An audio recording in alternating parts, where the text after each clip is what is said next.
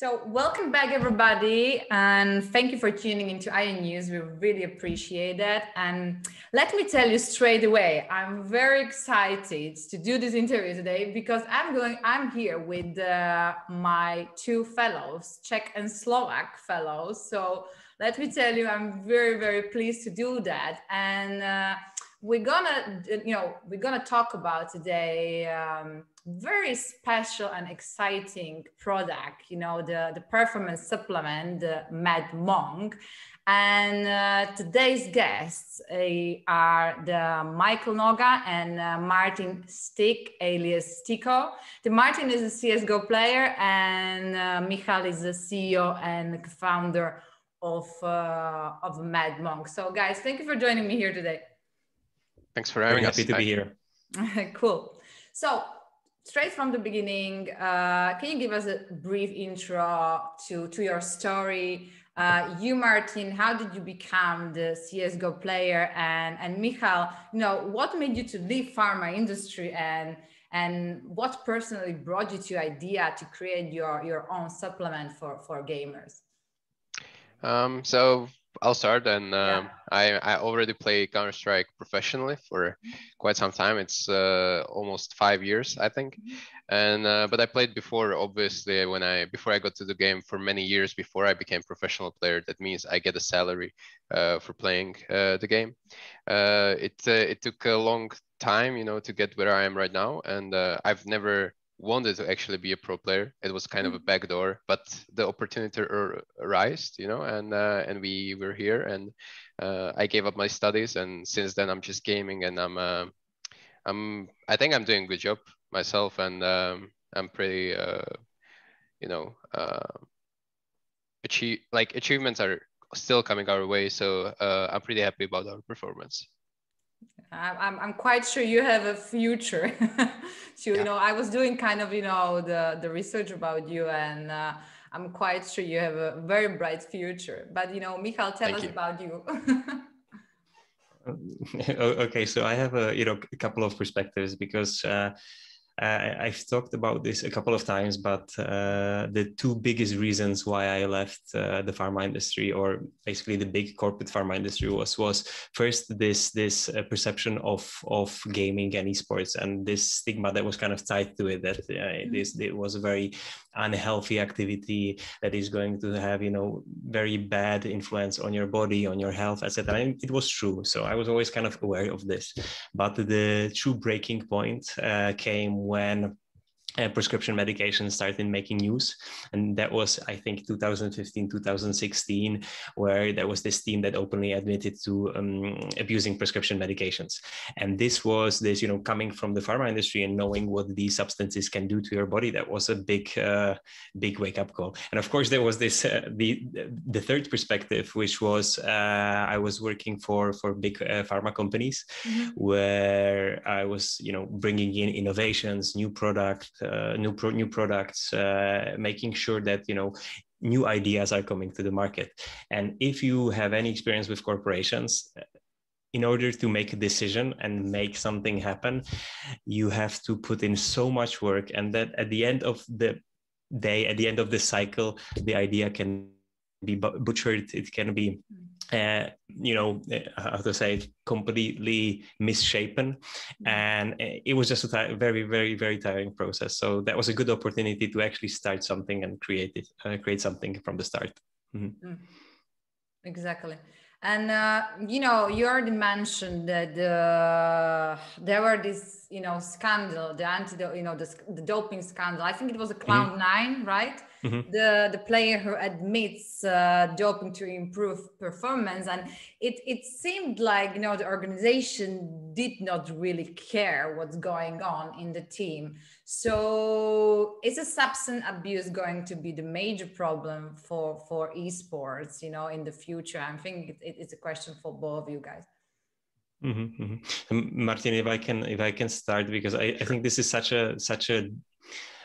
a complex and difficult topic, because before that, nobody cared about prescription medications. Nobody cared about substance abuse and taking something that is going to improve the performance. But after players openly admitted to taking prescription medications. ESL started making some steps, but in esports it's extremely difficult to actually, you know, perform the testing, make sure that everybody's tested properly. And then there's this aspect of ADHD and people who actually suffer and have a prescription for the medications. How can you separate them? And it's such a difficult question because on one part, I think there's still going to be gamers and players who will want to somehow get an edge. But on the other side, I think, and we talked about this with Martin, on the other side, you see that there is this trend of players actually stepping away from this and making sure that their, you know, bodies are working properly. And if their bodies are working properly, they can rely on them, and they don't need to, you know, reach for something that would help them in this very unhealthy way. Martin, if you can add on to this. Yeah, the good point that you brought in is that there were steps taken necessary for the players to stop abusing these kind of things. And I myself was a you know, victim of a anti-drug test, basically on the tournament when we were in America. And right after the game, basically they take you and take your saliva, and they do a like basic standardized test on it, and it's all under the Esports Integrity Commission, so it's all noted down, and it has a value, like you didn't commit any fraud, you didn't take any drugs beforehand, etc., etc. But you're right that Cloud9, maybe back in the time when it was made public that they made this, that they take this substance, they didn't care that much. But I think it came down from the nature of NA, where the organization is held, because Adderall there, I think, to my knowledge, is not illegal. Students take it, for example, to force their studying and improve their results in whatever it comes to mind, driving, just basic stuff that requires heavy focus. And that's why it wasn't probably that much, you know, publicized. But when these news hit, for example, Europe, and European teams feel like they were betrayed, then obviously there are steps necessary to be made. And one of those steps was as well these anti-doping tests that I underwent. Yeah. Just to add on to this, I think you know, the situation in the US was always a little bit different, and the spread or the widespread of these prescription medications was exactly because it was very easy to get the prescription. There's still prescription medications, so that means you need to get a paper and a slip from a doctor. But even though the prescription usually says ADHD or something like, or narcolepsy or something like this, they would get still routinely prescribed for focus, as you say.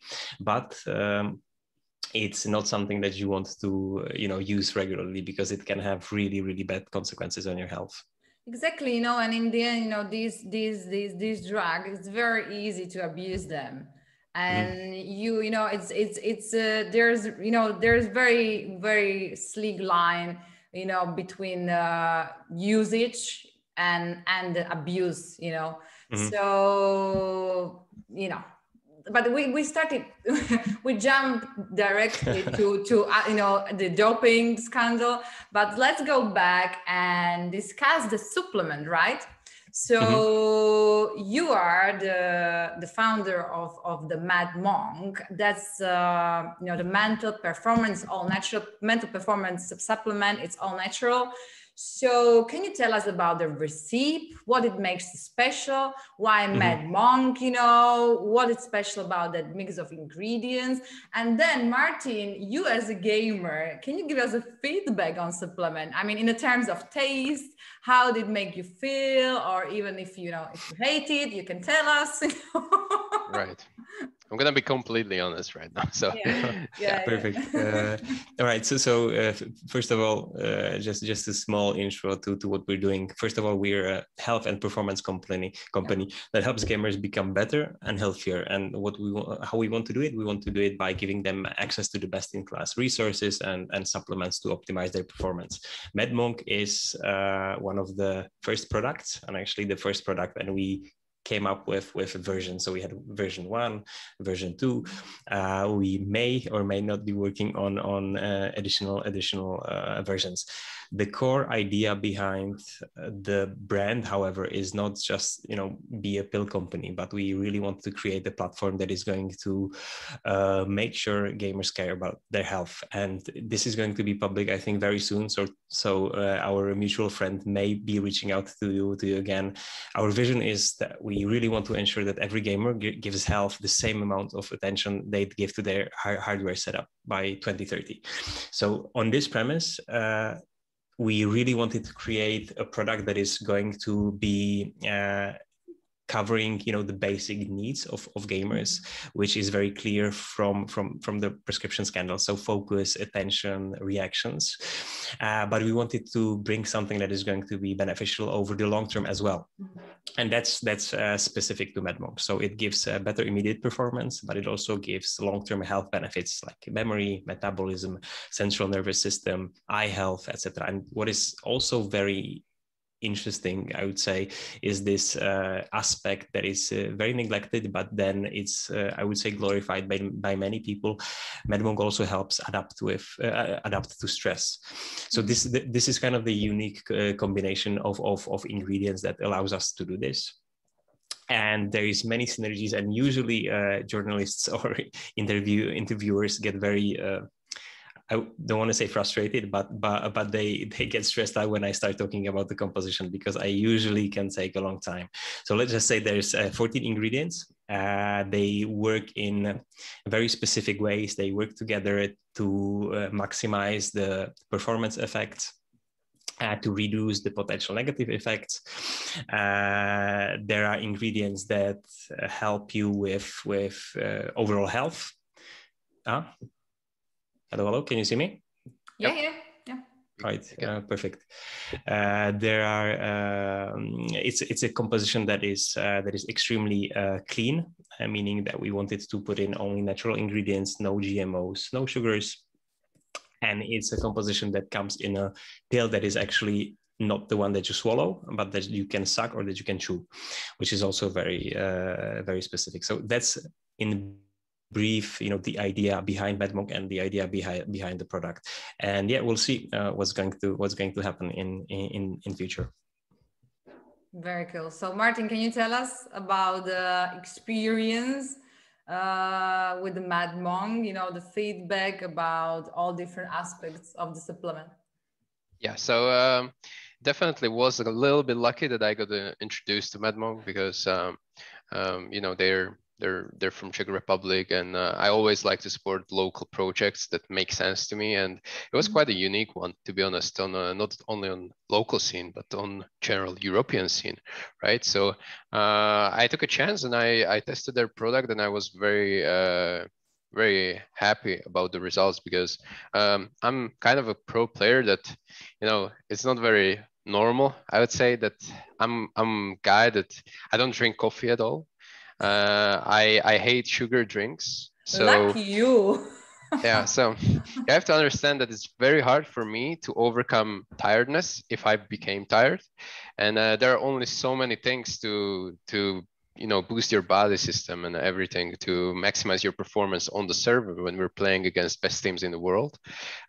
So obviously you have to take every chance you get to test these things, and I was very happy with the results, because you have to understand that we travel all around the world to compete at the best tournaments against best teams in the world. And, you know, there are a lot of external factors that can affect this performance, such as jet lag, just tiredness after travel, things you just cannot, you know, you can't cheat the system and not be feeling jet lag. It's something that your body has to get adjusted to, and these things are going to help you adjusting. You know, as Michael said before, the metabolism perks and all kind of perks with sleep hygiene, eye benefits. Like, these things are very vital for me, and these might be the reason why we're winning the games or losing the tournaments. Why we are gaining the form, or at the same time if we're lacking something. So I'm very glad that I got approached by MADMONQ in the first place, and we're already together in this for a long time, and I think our mutual relationship is only cherishing so far, so I'm very happy. Exactly. I mean, my order is on the way, so I'm quite excited to try it as well and to see, because as Michal said, you know, it's not just for the gamers. So I'm very curious to see how it's gonna help me with the, like, you know, everyday performance and stuff. But you know, you, Martin, as an esports player, you know, I know the pressure to win in esports is huge, right? So, and we all know that mental health is really important for everyone. You know, it does not really matter in what industry you are. Specifically, you know, we are going through very unprecedented times due to COVID-19. So the mental health is really a topic we should talk about, because we are experiencing really funky stuff these days. So, but my question is, how much is too much? You know, how do you find the optimal balance? Because, you know, in esports, you're exposed to really toxicity and online negativity. So, you know, how are you finding that balance? How much is too much? That's a great that you mentioned COVID-19, because you can imagine how hard for us has been this year when it comes to like being, you know, lonely, depression, being just sad overall, locked up in the same place. Imagine this being added to the stress on top of mine that I have to perform basically on day-to-day basis on top level, and I'm competing for my job against best teams, because if I fail to perform, my team is going to just cut me, and they're going to find a better player, better replacement, and I'm just going to lose a job and potentially a career. So the stress, I cannot even explain how stressful it is. I understand that people are thinking that I'm playing just a game, you know, and it's just for fun, and it's virtual, it's nothing that's really happening. But let me tell you, like, people's livelihood is on the line, and that is something you want to get secured throughout your entire life, no matter what you do, no matter what business you're in. So one part is this, and yeah, I mean, just overall, it's just stressful situation to just be in, and I had to adapt like every other player, and the fastest who adapts is going to win, obviously. I know numerous players who lost their careers throughout this year just because they failed to perform, and maybe this was one of the biggest reasons they failed to. So I just want to put it out there to everyone who's watching this or listening to this, that this is no joke. Like, it's no joke to experience these things, and you shouldn't be afraid to ask for help. And this is definitely one of the reasons you can help yourself to become, you know, more balanced in life. And you said something, sometimes it's too much. And from my personal experience, whenever you have a free time and you don't have to be, you know, flooded around your work, you can take a rest, and you can do something productive that is not related to your job at all. You can pick up yoga, you can meditate, you can listen to your favorite music, watch Netflix, whatever. These things are incredible, psycho hygiene importance, and I suggest everyone that pick these things up and make it routine out of it. Absolutely, Martin. I mean, let me tell you, you know, that during, you know, these 2 years, I'm doing the interviews with you know, the esports betting CEOs and the founders, and, you know, the esport organizations founders and the representatives. And let me tell you, I mean, esports jobs are getting huge. I mean, there is a huge booming to become the, you know, or the you know, working in an esports industry, you know, in behind the scenes, but even being the player. I mean, these kids, these teenagers are dreaming these days, instead being football players, they are dreaming, you know, being esports players. And surely they don't really realize how much pressure it brings, you know. I mean, I'm quite sure that all jobs, you know, bring some kind of level of the pressure, but I mean, there is a lot of to consider when you decide to be the esports player, right? Right, exactly. Exactly. Michal, can you tell us as well, what's your secret, or what's your recipe on the mental health balance as well, a part of MADMONQ? Mm-hmm. Yeah, guys, I needed to reconnect my camera, so I hope. Sorry for the different view and the worst quality camera, but stuff. So I think what Martin is saying is extremely important, and mental health plays a big part of overall well-being within gaming, and the activity itself. Not only that you compete, with the best players,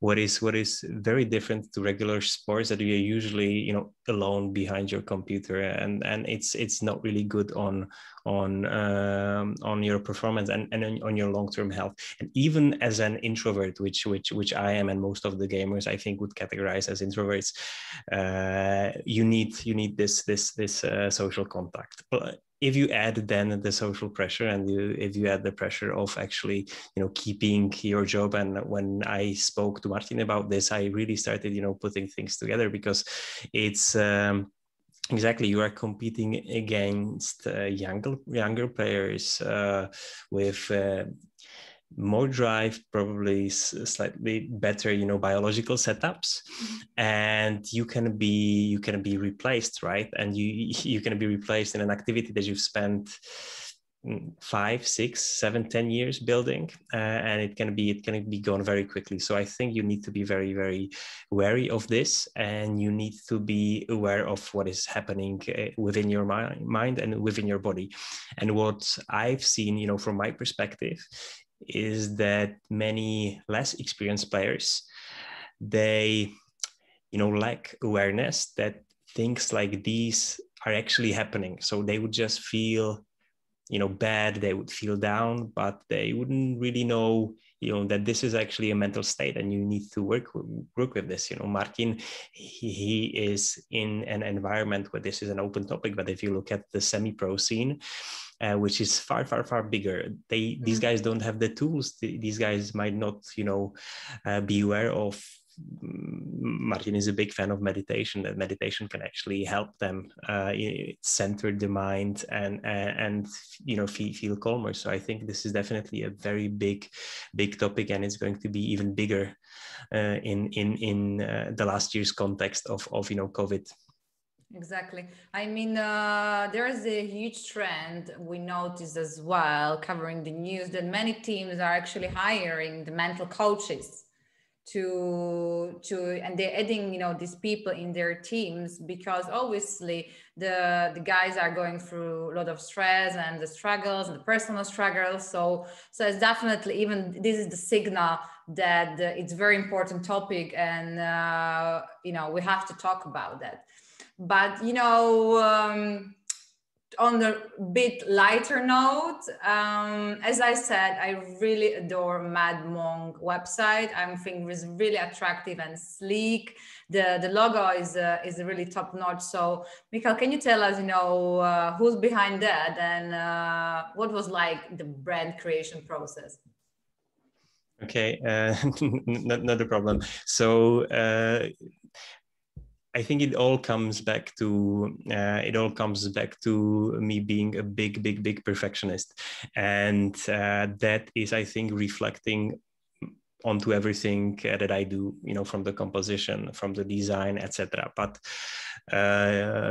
it also reflects, and just giving the other perspective. We are of course building a company. We're building a startup. The pace is extreme in what we are doing. We just launched, the partnership with Blast, which is right now ongoing. So people would be staying at work for 12, 14 hours, with their boss being a perfectionist. It's also a very, I would say, stressful job. But the people that are with us are actually really top and the best. Coming back to the brand name, the first visual. So it wasn't like this from the beginning, because in the beginning, when the idea was born, that there should be something like MADMONQ, and it should have a cool brand and it should have a cool visual. I spent myself with my wife creating this logo for 1 month, and I'm actually very happy that you like it.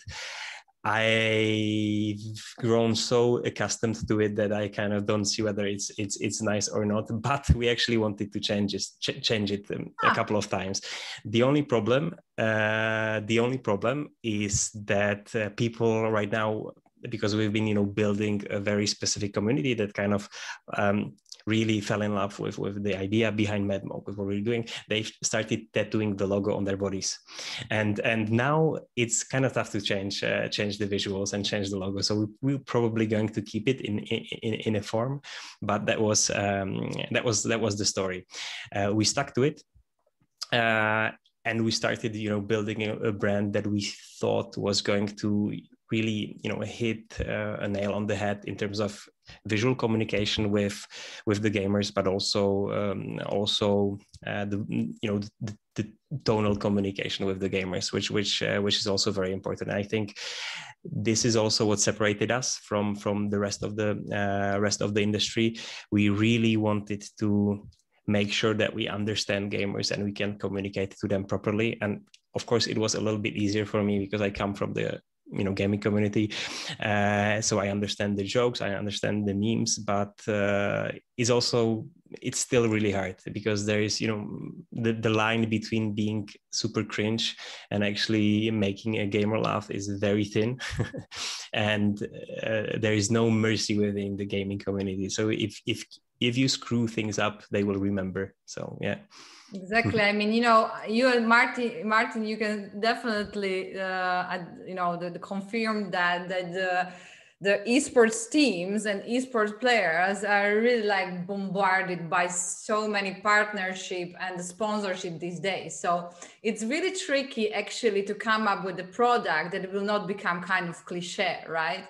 Because they are literally like from the energy drinks, the clothing lines, then the PC equipment. I mean, all kind of the fast food, fast food networks are sponsoring the teams. Like there are all kind of non-endemic brands who are getting involved with the esports team. So Martin, can you maybe tell us the background stories on that? I mean, are there brands that really pushing you to promote them?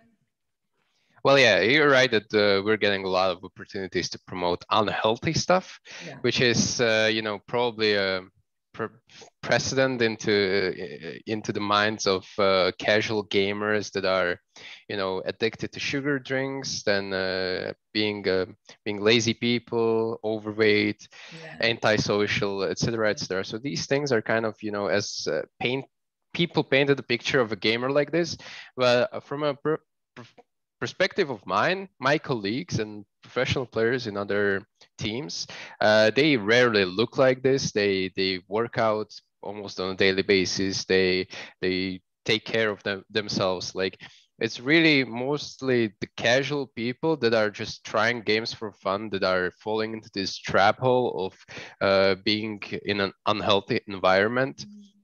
And this is exactly where a company like MADMONQ is stepping in and needs to step in and show that this is not how you're going to get better. Like you have to be content with yourself as your body in order to perform on the server in game as well. Or otherwise you're not thinking long term at all. Like if you want to just game and lose basically time and you maybe just have good time with your friends, then so be it. But if you're thinking about anything serious, then you have to think on the long term, and you have to understand that if you want to make a career out of it, you're not going to play the games until you're 60 years old. You have to end your career quite quickly, because then obviously you're gonna get the lower reaction time, you're gonna lose your precision, your reflexes, etc., etc. And you have to understand that by these years you have to live to the fullest, but also the healthiest life as possible in order to maximize your career. So it's not only about beginning your career as soon as possible, but it's also managing your career to be as potent and long as possible. And this is something that pro players are aware of, but semi-pro players aren't. And once you hit that, switch between semi-pro player and pro player, you have to understand that it might be too late for you to get back on track in terms of living a healthy lifestyle. Absolutely. And we have to really say that, you know, Michal, I mean, it's really great, not just because from the, you know, business perspective, you know, the idea you came up with this supplement, but you're really raising awareness when it comes to health, and that it needs to be priority in esports, right?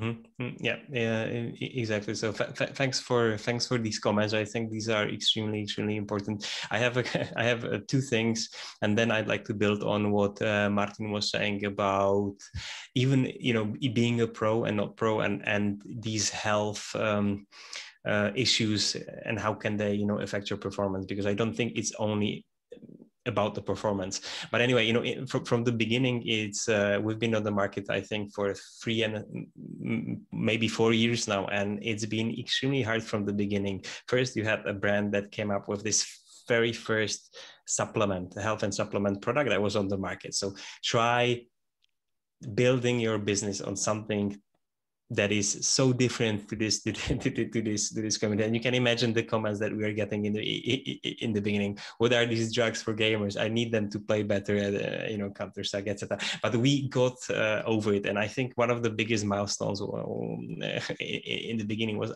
after 3 months, when you that was a really big milestone for me, when you typed in MADMONQ into Google. Usually before that it didn't exist, right? It was such a weird word, so it always gave you other suggestions. So if you typed in MADMONQ, it always gave you a suggestion, did you mean Madonna? And then you'd had like these biggest news that was happening to Madonna. So once this started changing, I knew that we are, you know, creating an impact. There is organic search, people are getting interested. And coming back to what Martin was saying, I think there is a slightly different, I view it not only from the esports perspective, right? But I also look at the gaming. And if you really want to game with friends, this activity is going to take a lot of your time. You're going to be sitting down a lot. You're going to be most likely, you know, snacking on something that is not going to be very healthy, because but it's going to be so heavily advertised to you that you're not going to resist, and you're actually going to eat it, which is going to in turn have power to affect your body and your habits in ways that you can carry with you till the rest of your life. And my camera got disconnected again, so let me just quickly change this. And what I 1 second. Don't worry. You're again. So sorry for this. I next time I have to go to the office to set it up properly. Anyway, so there is this aspect, right? And what it means in terms of the environment and context. If gaming is going to have an effect on you that you're going to see, you know, retrospectively as something negative, because you are going to be overweight, you're not going to be fit, that is going to affect how you view gaming when you know, reach adulthood, when you have kids, when you have when you are explaining to your kids whether games are good or bad for you, right? So I think, you know, from this context, it's really important that we start making those changes to how we all think about this activity that is beloved by everyone, but has potential to really affect how you look, how you behave, and how you feel for the rest of your life. So yeah, and that was the reason why I actually jumped in and thought that we could build something here. Absolutely. And, you know, guys, let's talk about also the different markets and expansion plans. And for both of you, it has a bit different meaning. So you, Martin, are you having any plans to you know, working in a different markets, or are you having any goals that you would like to work for you know, specific regions? And you, Michal, you know, with the whole line and the brand, are you having any the expansion plans or the countries you would like to, you know, come through? I can begin. So for me, personal plans, it's pretty much nothing set in stone. For me, my number one priority in my mind and in my life is Counter-Strike and playing professional Counter-Strike. I don't want to stray away from that if possible. If I keep performing well, I really want to stick around. From the product perspective, I'm open to basically anything that makes sense to me.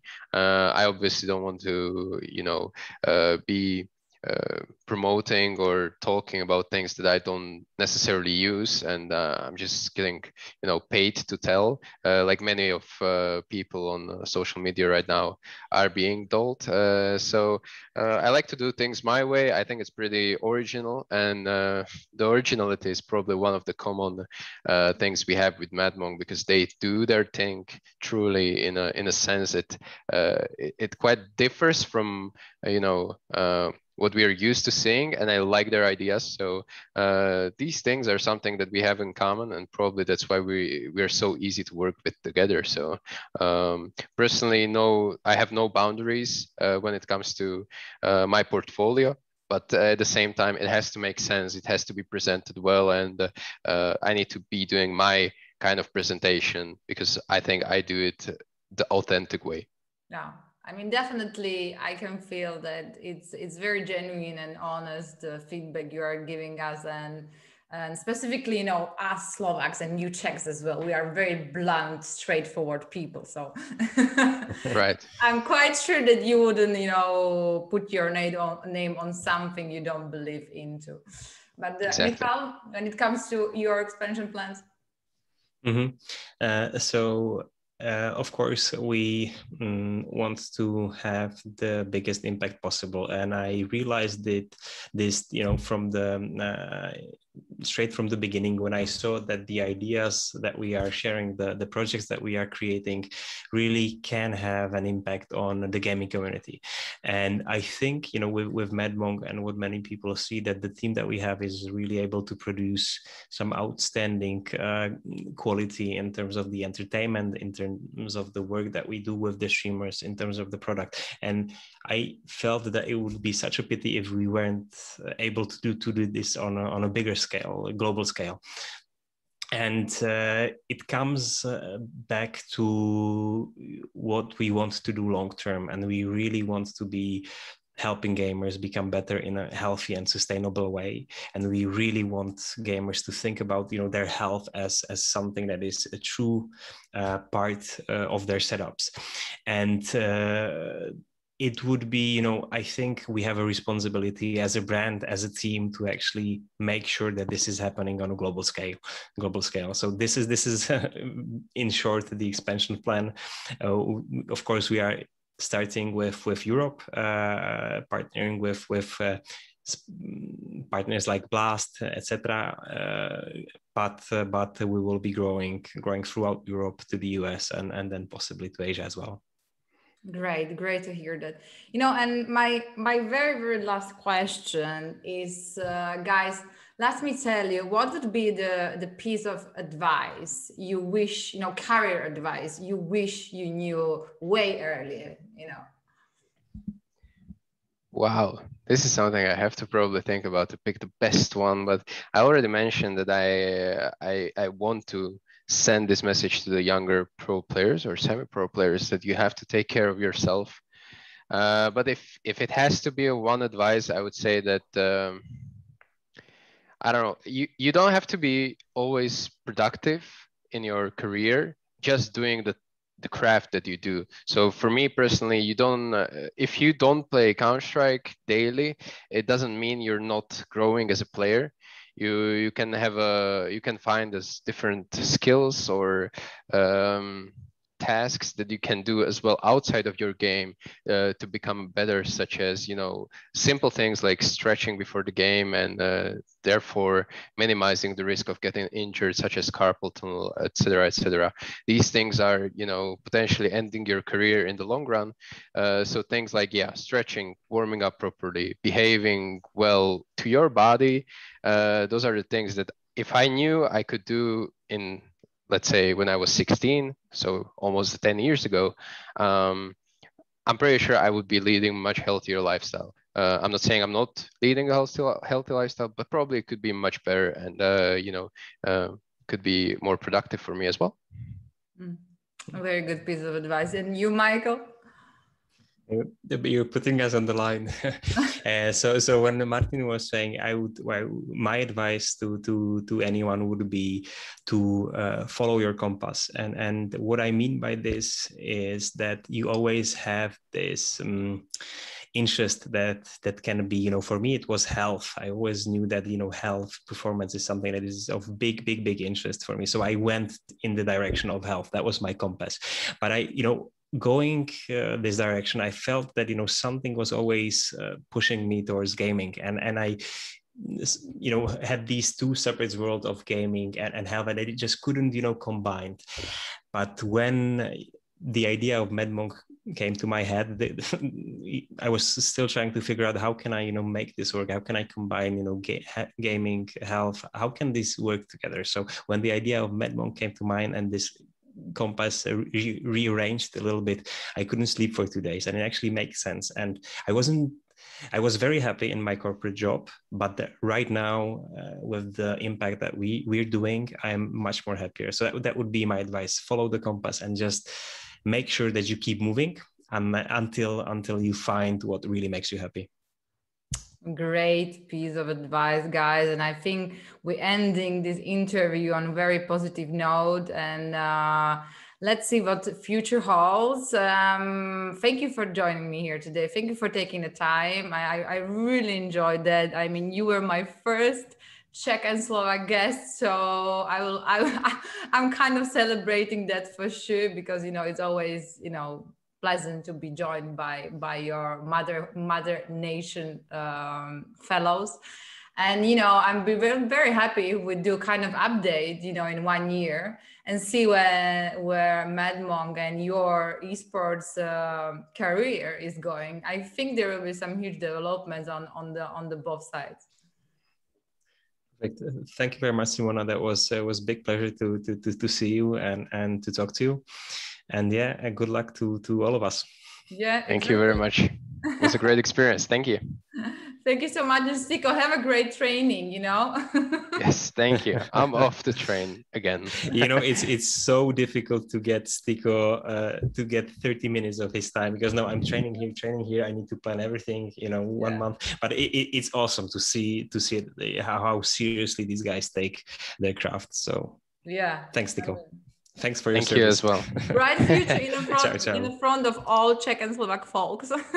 Yes, exactly. Great. Bye-bye. Take care. Evening, guys.